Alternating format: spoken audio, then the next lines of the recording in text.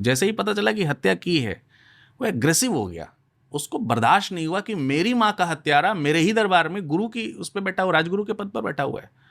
उसने राज दरबार को बुला लिया। राज दरबार में बुला करके राजगुरु को ही बंदी बना के खड़ा कर दिया। तो ऐसे में फिर वही चाणक्य का जो कैरेक्टर है, वो कभी सिद्ध नहीं करेगा अपने आप को, वो सिर्फ करेगा।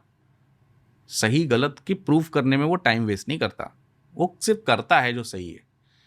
तो जैसे ही चंद्रगुप्त, जैसे ही बिंदुसार ने इनको चाणक्य को अपने दरबार में बुलाया, चाणक्य समझ गया कि अब मेरा कोई उपयोग इस दरबार में नहीं रहा, क्योंकि सबसे पहली चीज होती है बिलीव, और बिलीव खत्म हो चुका है। तो चाणक्य को सजा दी गई कि या तो सत्य बताओ या तो दरबार छोड़ दो। चाणक्य ने दरबार छोड़ देना उचित समझा, लेकिन ये इतना इजीली हो गया कि हेलेना को विश्वास नहीं हुआ कि चाणक्य जैसा करेक्टर राजा के कहने से बस यूं ही छोड़ के दरबार चला गया, उसने कोई आर्ग्यूमेंट नहीं किया।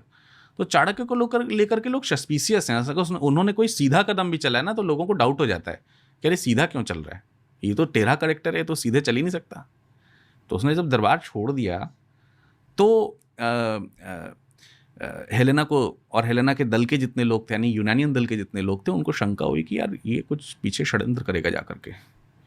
तो ये अपनी कुटिया में चले गए, चाणक्य जो है वो अपनी कुटिया में चले गए।